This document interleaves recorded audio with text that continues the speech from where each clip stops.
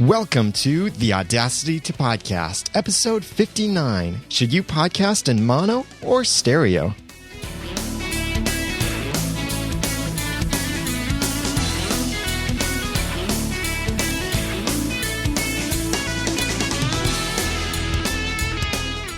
Thank you for joining me for another episode of the Audacity to Podcast. I'm your host, Daniel J. Lewis, and this is the podcast where I give you the guts and teach you the tools to podcast with passion, organization, and dialogue.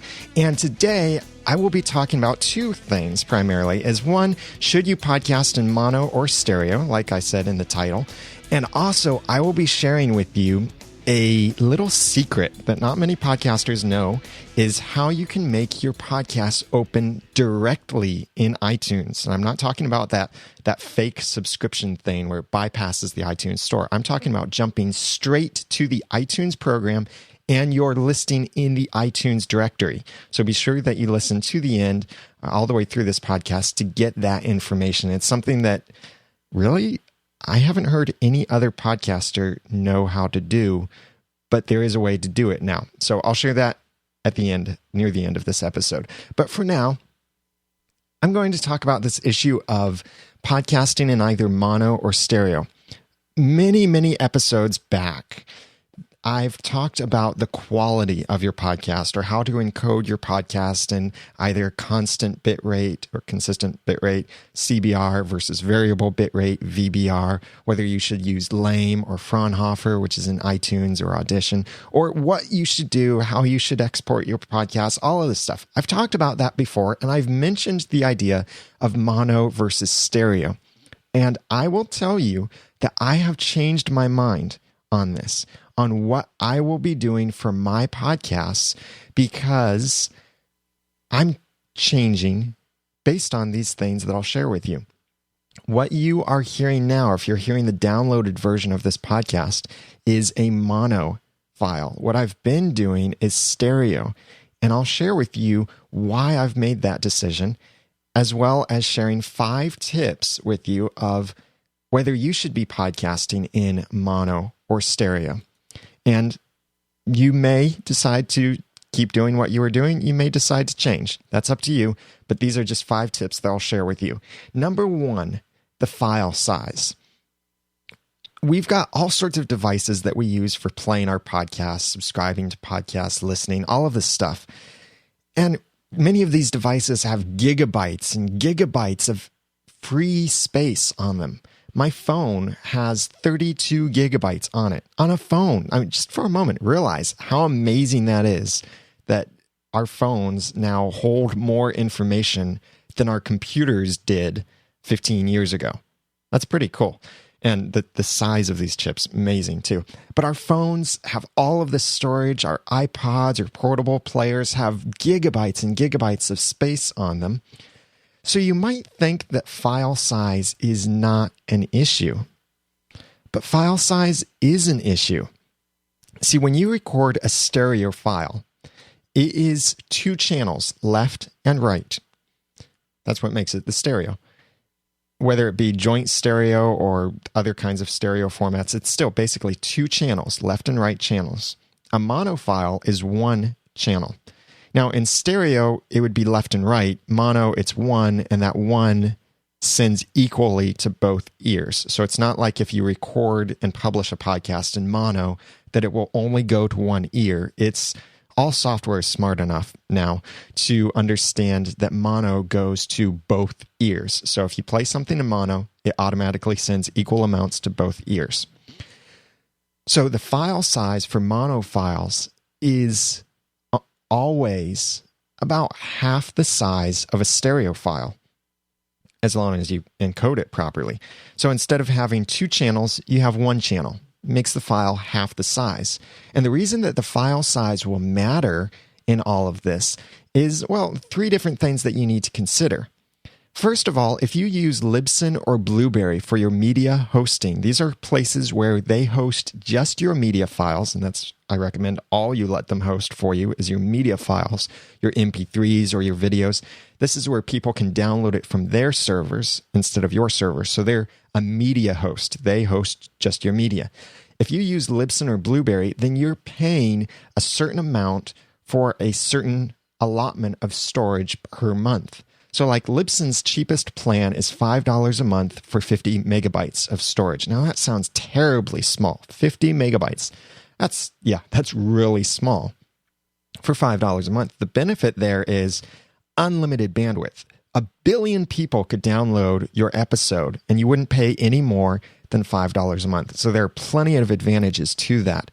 Even though it sounds like it's a small amount, you've got that unlimited bandwidth to it.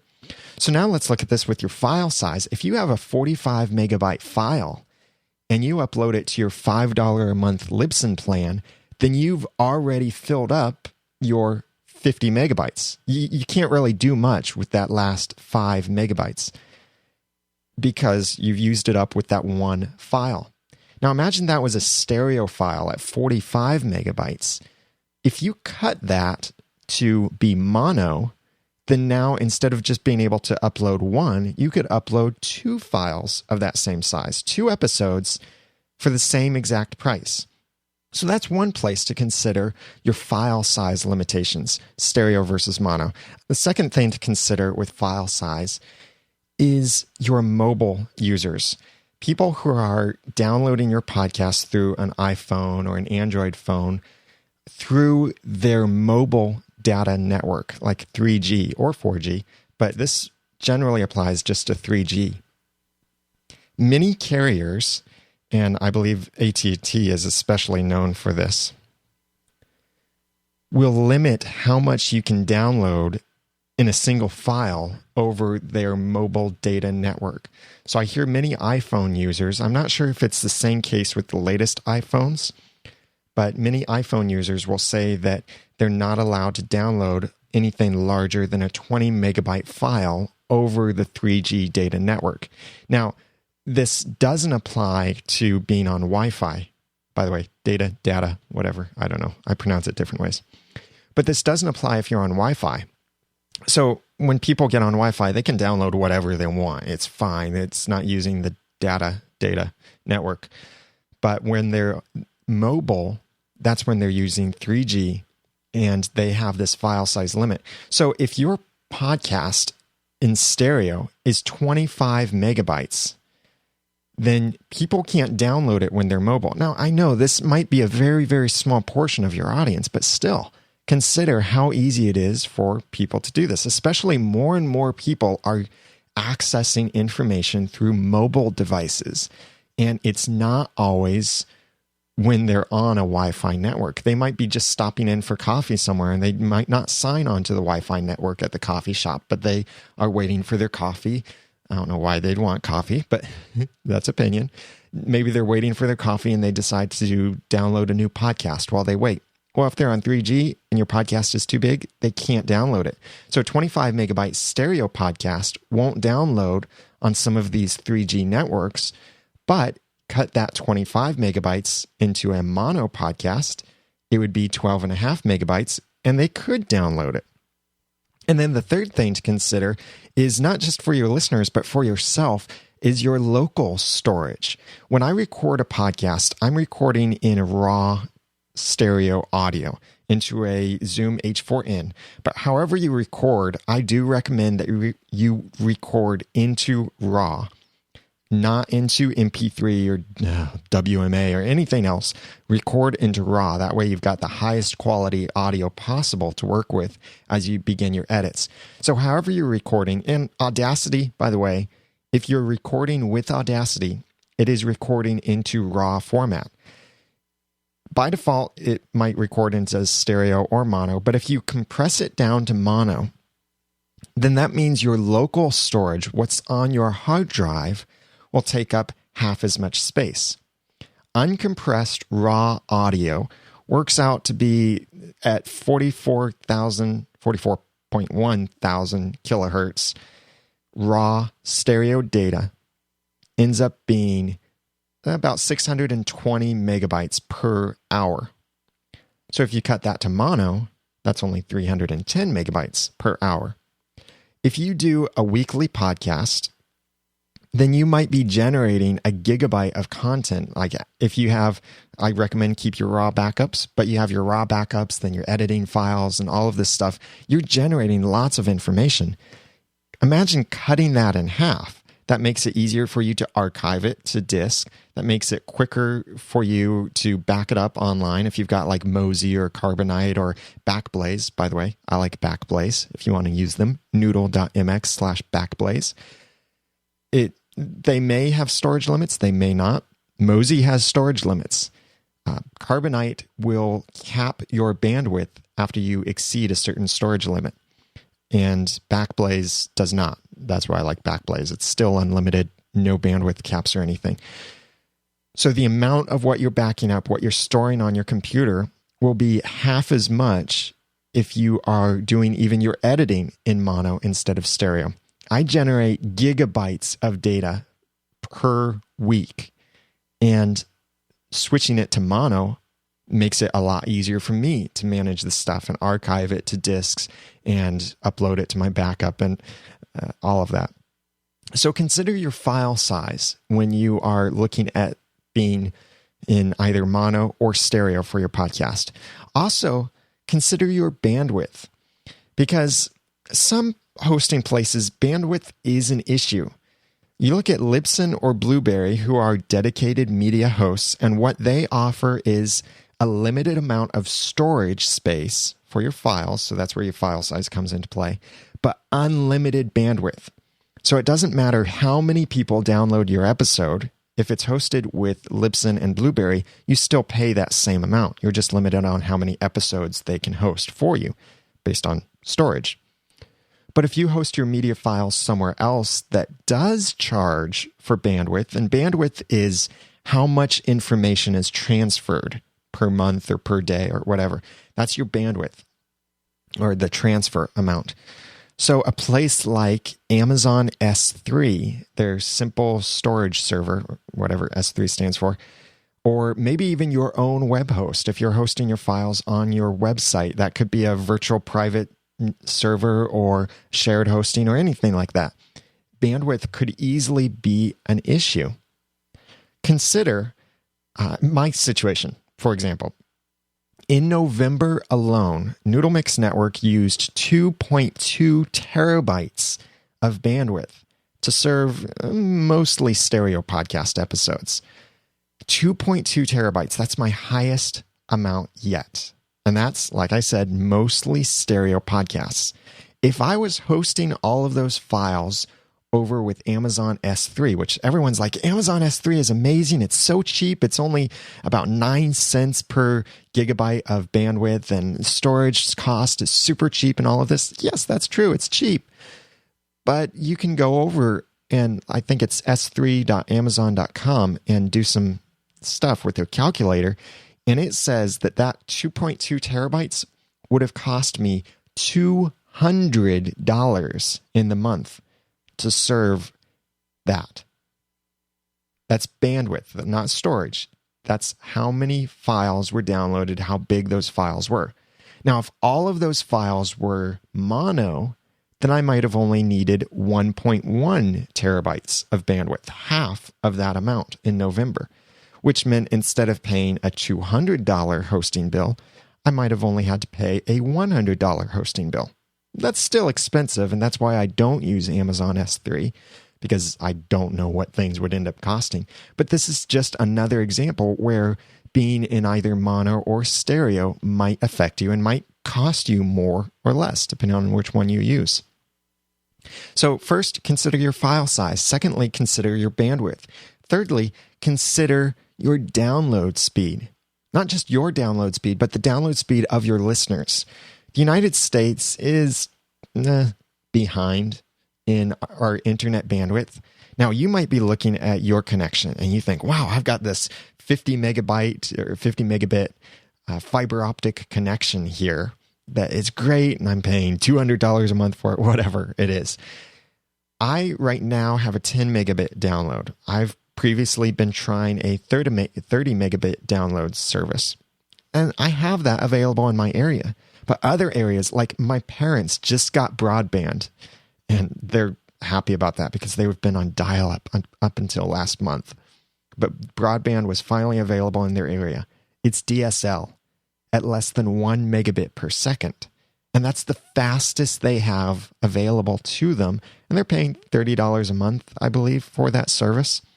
Other places charge a lot more for anything above 10 megabits or 5 or whatever.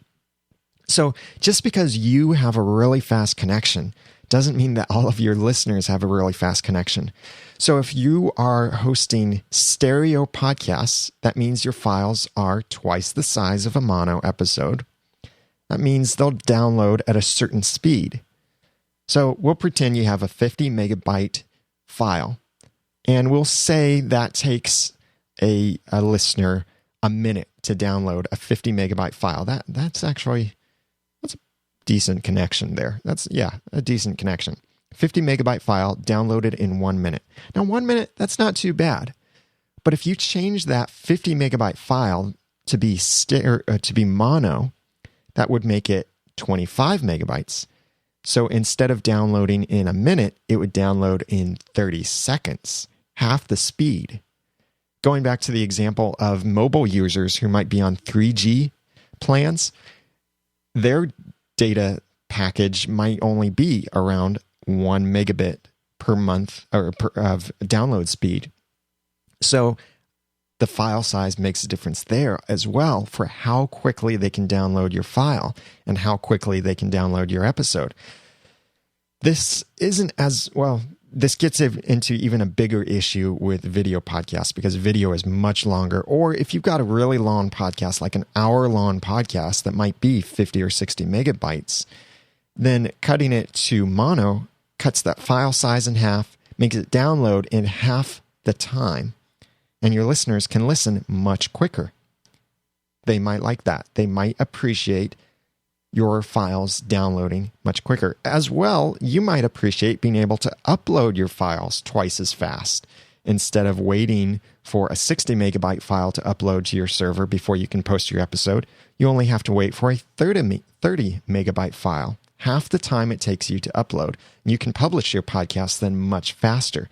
So consider your download speed, or even upload speed in your case. So look at your file size, your bandwidth, and your download speed. Switching from stereo to mono will cut all of those in half for you. Now, here's the subjective part. Sound quality. Different programs will work with making stereo and mono files differently. I'll take the two major comparisons. Using Audacity with Lame, which, by the way, I don't recommend for a podcast. Lame is great, just not for a podcast. Or using iTunes or other programs that use the Fraunhofer MP3 encoder. Both of these situations are different with stereo versus mono. In Audacity, if you tell Audacity to make a 128 kilobit per second file, it will use those 128 kilobits for either 2 channels in stereo or 1 channel in mono. It applies that available amount to however many channels you say. Give it 2 channels, it splits the 128 in half into both of those channels. Give it 1 channel, it uses all of that there. So this works that way whether you're using stereo, joint stereo, or mono, at least from Audacity. So if you want half the file size with Audacity, then instead of telling it do a 128 kilobit file, tell it to do a 64 kilobit per second file at mono, and you'll get the same audio quality as a stereo file, because the stereo is really just 2 channels that are 2 channels of 64 kilobits per second. It's not exactly like that. So I know that some technical people out there are going to be like, no, that's not exactly how it works. That's generally how it works, is that it's splitting it up. It's not totally precise, generally. But then look at how iTunes will do it. And iTunes is the way that I recommend that you make your MP3 files. And I've mentioned this in previous episodes that you can get the links to in the show notes at theaudacitytopodcast.com/ TAP059. I believe it was episode 8 or 10 of the Audacity podcast where I talked about using iTunes. Episode 10 is what it was, I think. When you use iTunes is a bit smarter. If you tell it 128 kilobits per second for your audio, then it will do 128 kilobits for stereo. Or if you give it a mono file, it does 64 kilobits per second because it is focusing on the quality, not just the number. So you will hear the same quality level from either a stereo or a mono, but the file size will be half. So depending on which program you use, your method of encoding it and whether it understands stereo or mono might be slightly different. And that's okay. Just know the way that your program works. So then when it actually comes to audio quality, we'll take the iTunes approach where it is truly half the file size for mono as it is for stereo. See, in stereo, generally the way it essentially works is the left channel gets 64 kilobits per second, the right channel gets 64 kilobits per second. In mono, that one channel gets 64 kilobits per second. So since in mono you're hearing one channel, you're hearing the same amount of quality in each ear. In stereo, you're getting two channels at 64 kilobits per second. It's the same level of quality. So you're not going to start hearing the underwater sound if you switch to mono. Your quality won't decrease by switching to mono, the proper way, that is, with the iTunes way. And your quality isn't going to increase. Cuts your file size in half. But beyond the technical quality of this, the kilobits per second issue is the actual listening quality. Many people will say that, well, I think I sound a whole lot better in stereo than I do in mono. And you know what? The reason why I've done my episodes for so long in stereo, I started in mono because of file size stuff. Then I switched to stereo. The reason I did that was because I thought it sounded better. I think I sound better in stereo than I do in mono. I think the music sounds better in stereo than it does in mono. And that's true. Much of that will sound better. But does that make a difference to your listeners? We can be very picky about the quality of our audio, and sometimes too picky about the quality. But when we're debating mono versus stereo, for us, we'll hear a difference. Yes, we will. But our listeners probably won't. Or if you just, for your next episode, if you switch to mono, your listeners might not notice the difference. And is that very subtle difference really worth it to you to double your file size, double your bandwidth, double your download speed to get that sound? Now, the actual comparison, the way I would describe this is that when it's just my voice in stereo, I think it sounds more surrounding, more like the voice is completely around my head. In mono, to me, it sounds like it's more direct, like the sound is straight in the middle of my head, not surrounding me, but like right in the middle. Very subtle difference, though. Is that difference really worth the extra expense? And by expense, I mean file size, bandwidth, and download speed.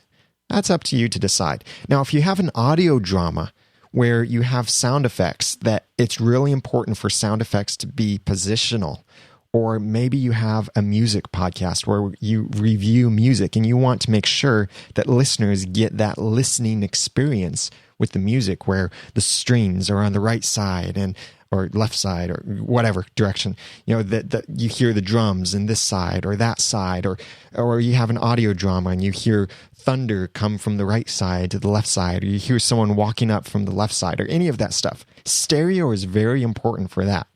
Do keep doing stereo if you have that kind of content. But if you have just the talking content, then there isn't the need to have that left and right distinction. And please, please, please, please, if you have a vocal podcast, please do not split the voices into separate channels. where you have a person on the left side and another person on the right side. Please don't do that. I know we as podcasters get these ideas that we think, oh, this would be really cool to do this. And it's cool to us, but it's not cool to our listeners.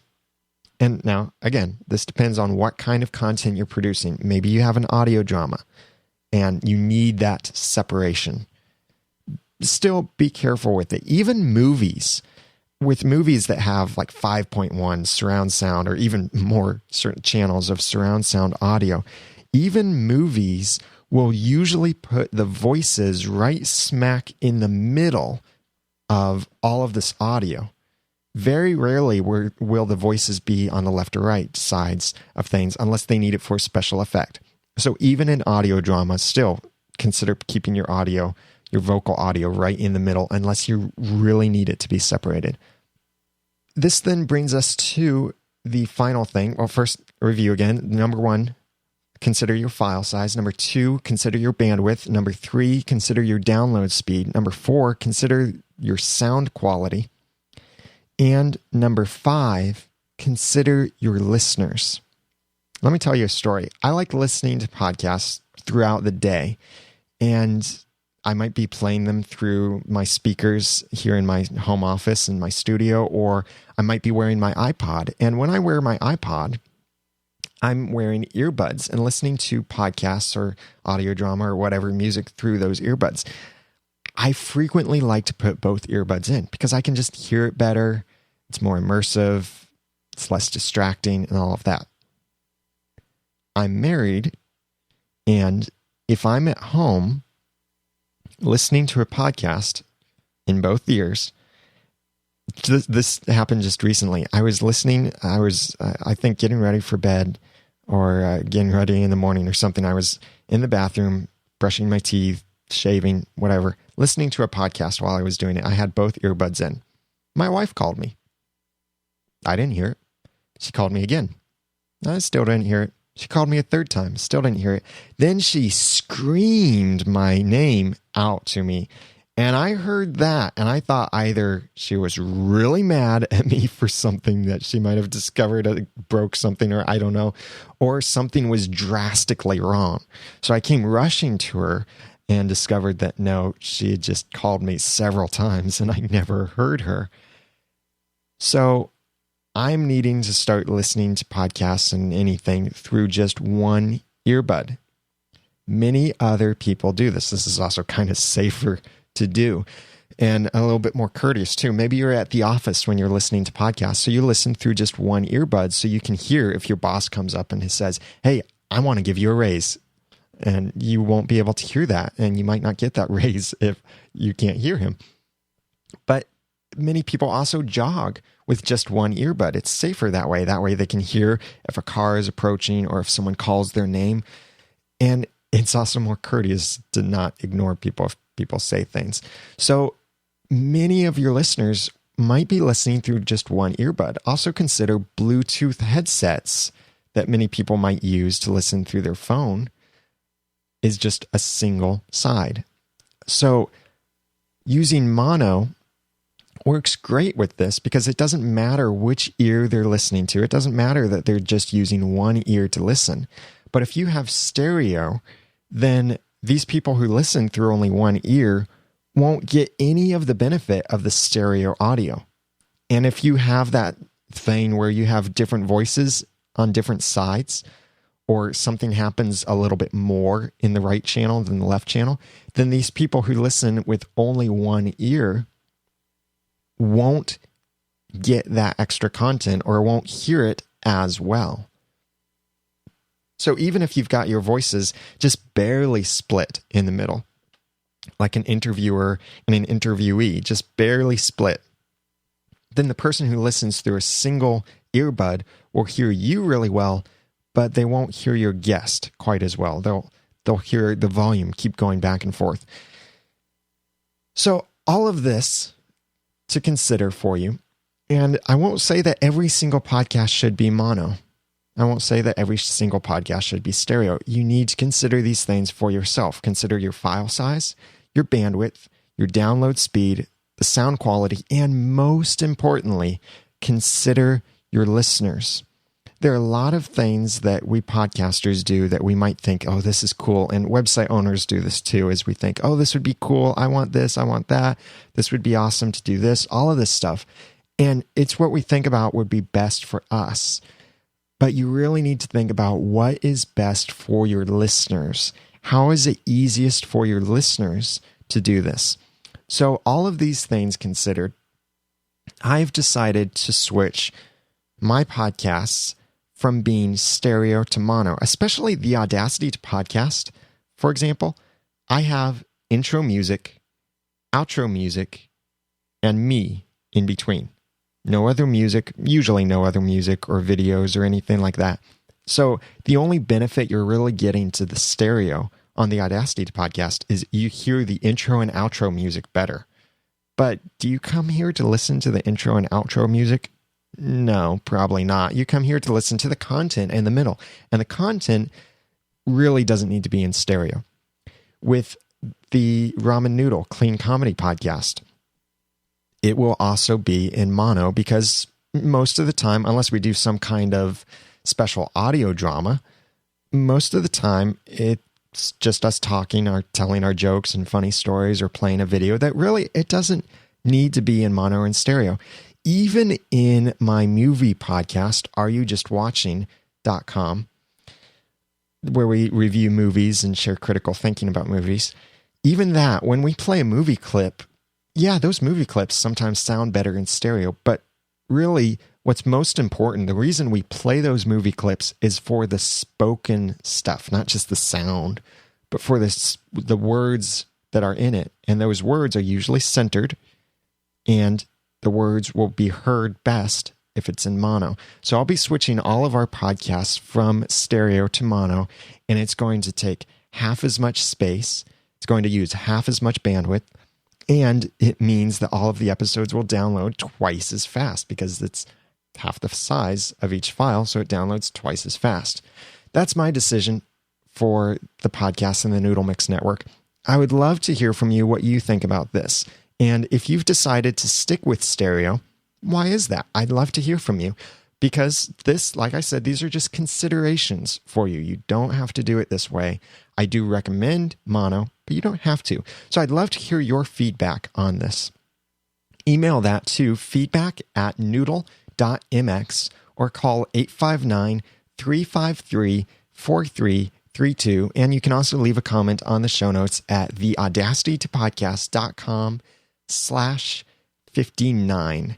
Tim in our chat room, by the way, I do this live every Monday at 2 p.m. Eastern Time. Tim asked about compatibility using mono files, because when you stick a mono file into PowerPress, it will warn you. It will say joint stereo works best, but you really don't have to worry because mono files are compatible. Yes, it's not the best, well, here's the thing.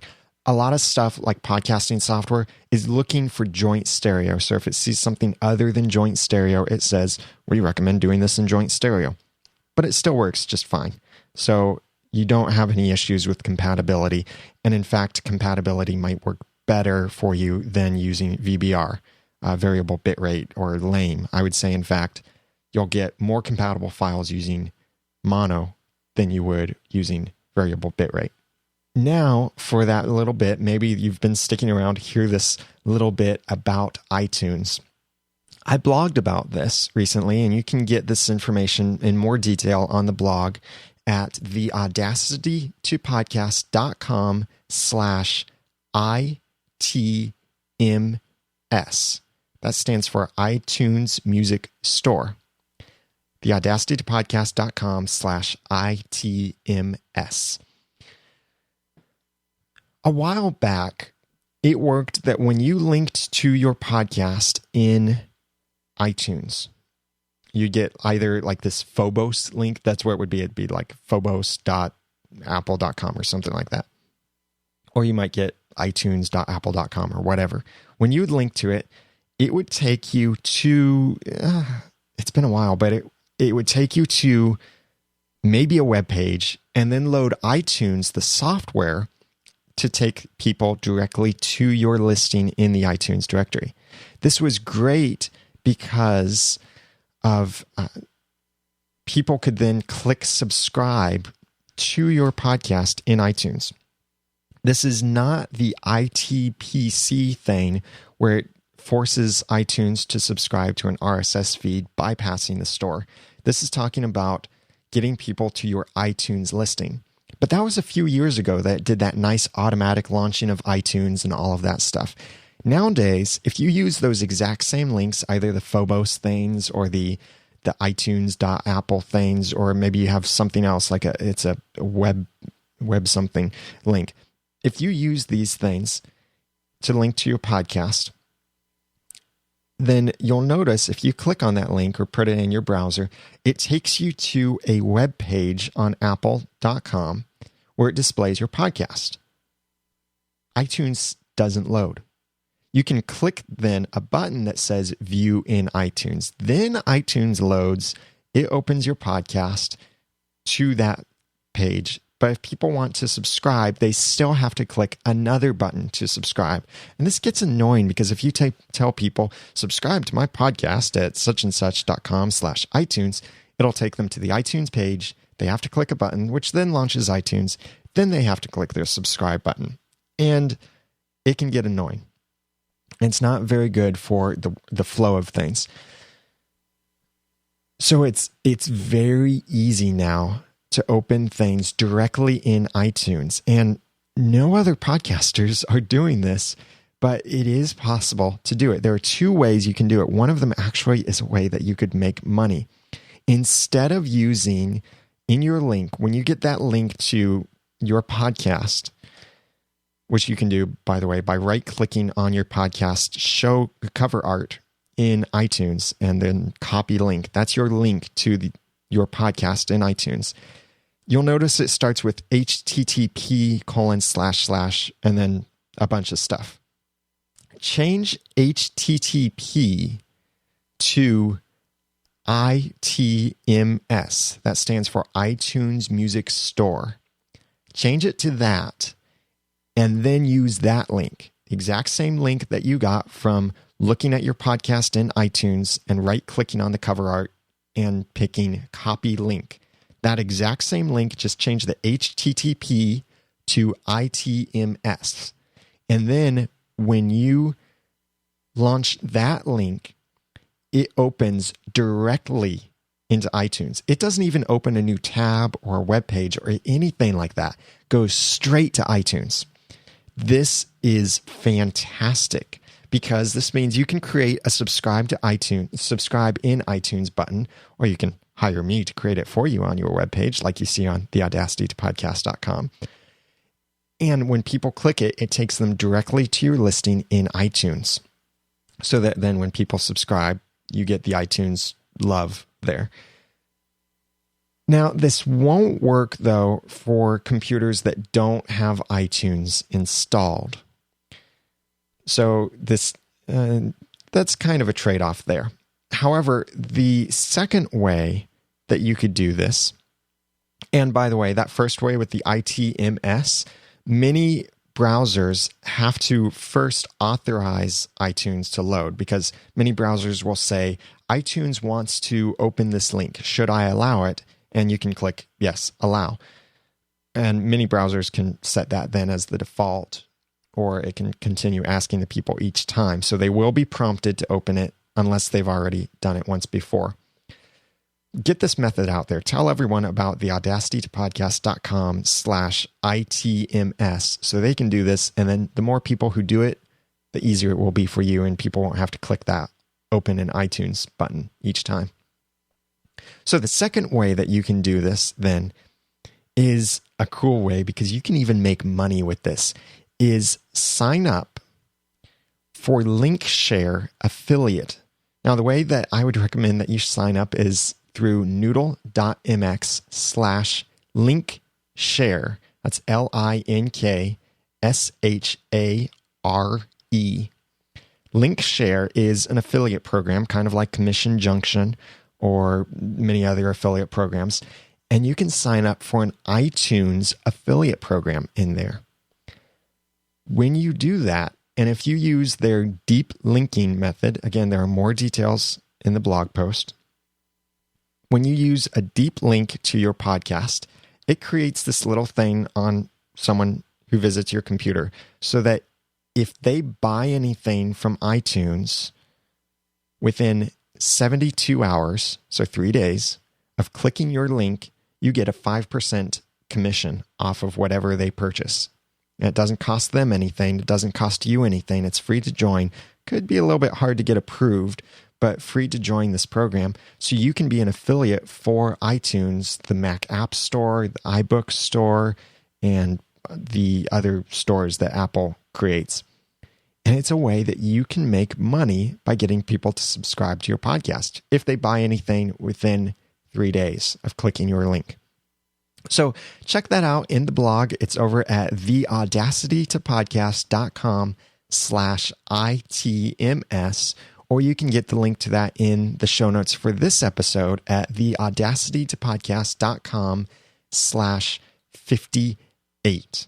Now, I've got some other cool things coming up with the Noodle Mix Network, possibly another podcast joining the network, as well as we are starting a new podcast and recording it, in fact, tonight, the pilot episode of it.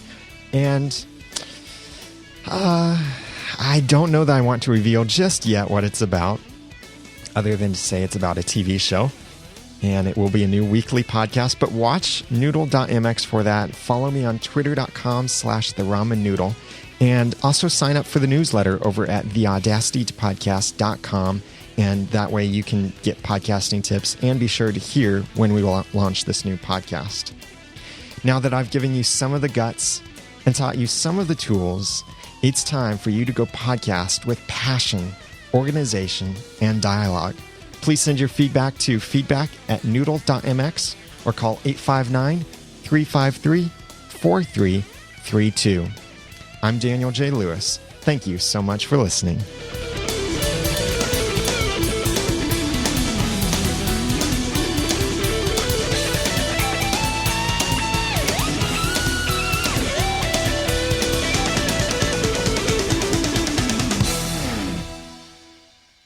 The Audacity Podcast is a proud member of the Noodle Mix Network. Find more of our podcasts at noodle.mx. That's the Noodle Mix Network at noodle.mx. We've got podcasts with clean comedy, Christian movie reviews with critical thinking, Christian worldview, and something really big and really exciting coming very soon. And I can't talk about it yet because it's a secret. I want to announce it when I have a few episodes out, but watch on Twitter because I might be recording it live. Check it out at noodle.mx and all of our other podcasts over there. And the Audacity to Podcast is also a proud member of the Tech Podcast Network, where they've got hundreds of podcasts about technology and all aspects of technology. Check it out at techpodcasts.com.